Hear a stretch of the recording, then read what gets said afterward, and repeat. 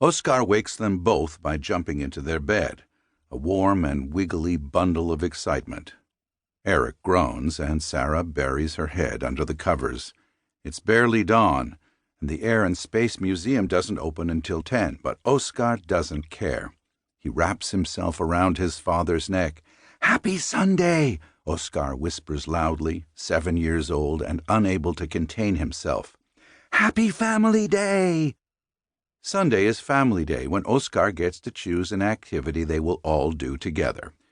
For more Sundays than Erik cares to think about, the Air and Space Museum, with a food truck lunch on the mall, has been Oskar's choice. But Erik is still mixing batter for Family Day pancakes when Sarah's phone rings with a work emergency. She gives Erik an apologetic look and runs upstairs to put on work clothes. Erik can't face yet another Sunday fighting the tourists for a glimpse of the moonlander without her. Instead, he drops to his knees on the dirty kitchen floor. "Oskar," he says, "I have an idea. What would you say to a Viking adventure in Rock Creek Park?" They have been reading Neil Gaiman's book on Norse mythology together, and the big park has plenty of wild sections and epic landscapes. Oskar cheers and jumps around the house, climbing the furniture while Erik stuffs a backpack with sandwiches and extra clothes and a thermos full of hot chocolate, knowing that Oskar will happily wander all day if he's warm and fed. December weather in Washington, D.C. is nothing for a pair of real Vikings. After a long and muddy day of exploration, they arrive back home at the last unrestored townhouse in Adams Morgan. Oskar sprawls on the floor amid a chaos of Lego and buttery crusts of toast, while Erik stands at the open refrigerator waiting for Sarah to text him back. It is unlike Sarah to ignore her phone. Erik reminds himself that his wife runs her own small cybersecurity company, and a client emergency could well be a very serious thing.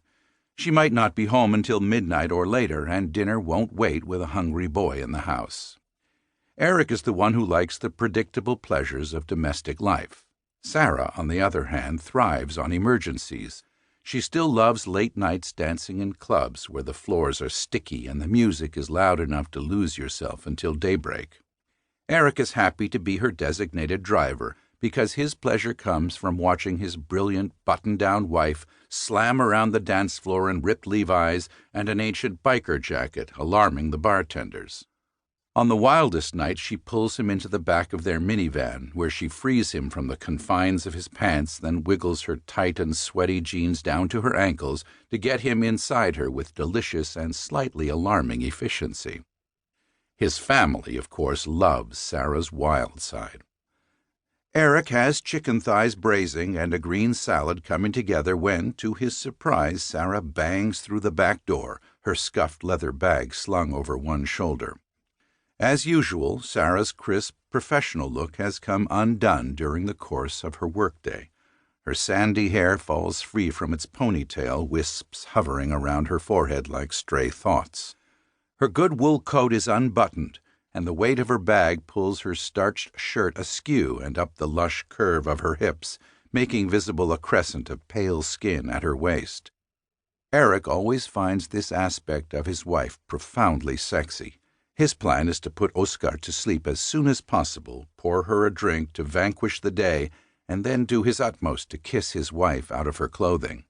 The calendar says she's ovulating. Erik wants nothing more than another child. Yet when he steps in to press his lips to hers, she holds him back with a hand on his chest. Her eyes remain dark, and he knows she has not yet resolved her emergency.